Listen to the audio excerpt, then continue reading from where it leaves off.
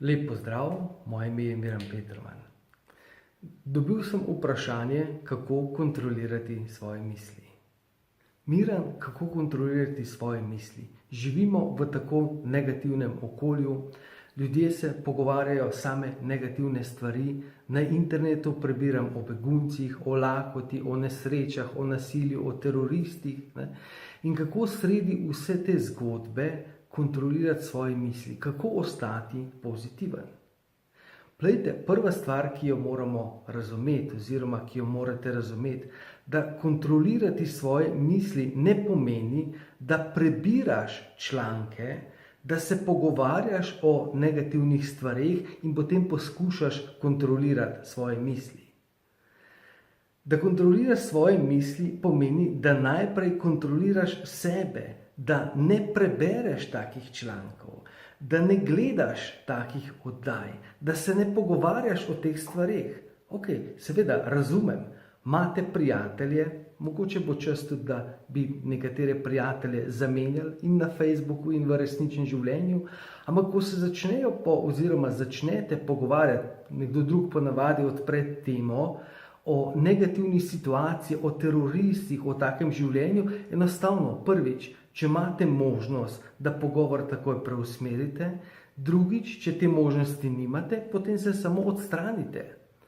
In rešitev pri takih prijateljih je, da pač se bolj poredko vidite in bolj na kratek čas. To pomeni, kontrola misli ni stvar v tem, da se vi potem s tem, glejte, v bistvu stvari se nam začnejo dogajati, ko nas zanimajo. Nekdo vam reče, joj, a veš, kaj ti moram povedati, a veš, kaj se je zgodil? In potem ti rečeš, joj, kaj? Kaj, povej mi. Aha, in si že noter, si že v sranju, si že v dreku.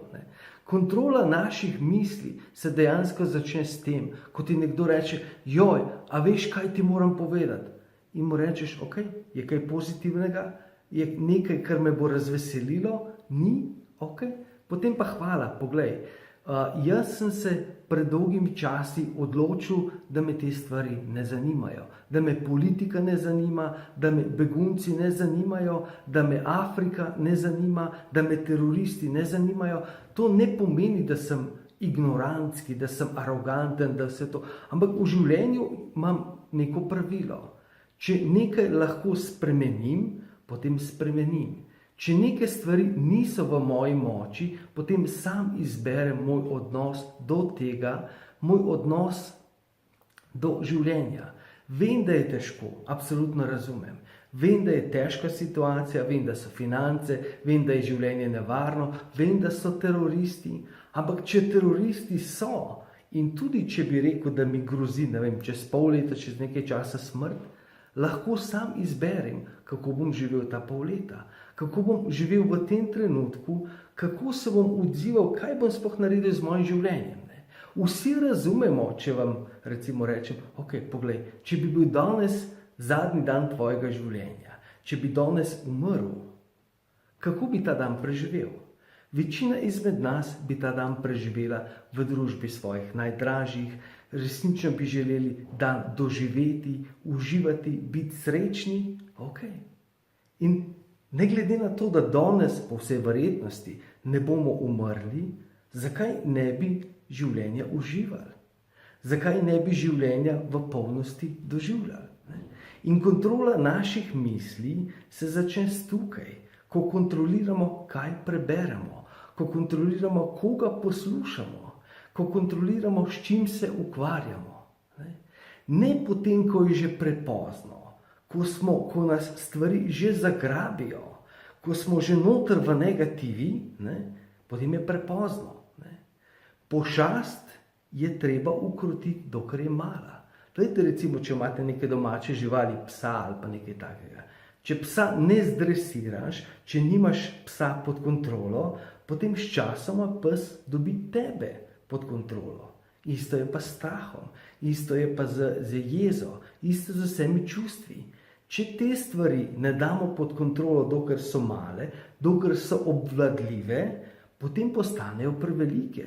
In potem resnično rabiš nekoga, ki je nek krotilec teh strahov, krotilec teh zveri, ki ti potem pomaga te stvari ukrotiti.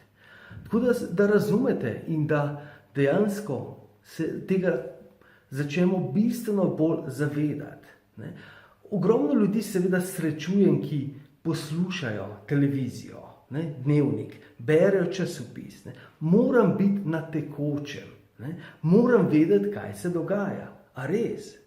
Jaz vam iskreno povem, vse, kar potrebujem izvedeti, vse, kar potrebujem vedeti, mi bo zagotovo prišlo v moje življenje, mi bo nekdo povedal in ne rabim cele ure biti pred televizijo, pred internetom. Ne. Jaz se enostavno, ko vidim, da nekdo objavlja stvari o teroristih, o takih zadevah, enostavno se odjavim od njega na Facebooku. Me ne zanima. Ne. Seveda bi bilo super vedeti, če se bo pač nekaj zgodilo, bomo šli v akcijo, če bomo primorani. Ampak v tistem trenutku, če bi se nekaj res zgodilo tukaj in v Sloveniji, nas bodo garantirano obvestili. To pomeni še enkrat poudarjam, da razumete. Kontrola naših misli se začne z kontrolo našega obnašanja, z kontrolo našega odzivanja. Kaj beremo, kaj gledamo, s kom se pogovarjamo. In potem bo bistveno lažje, če se slučajno neka mala misel, da jih ne bo preveč, to pa lahko kontroliramo. Tako da dejansko prevzemite kontrolo nad svojim življenjem. V vašem življenju je lahko sreča, v vašem življenju je lahko ljubezen. Zakaj? Zato, ker imamo mi kontrolo nad tem in ker se mi lahko to odločimo. Tako da želim vam en čudovit dan, čudovit teden, kontrolirajte sebe, in potem boste lahko kontrolirali svoje misli. Do naslednjič se slišimo. Čau, čau.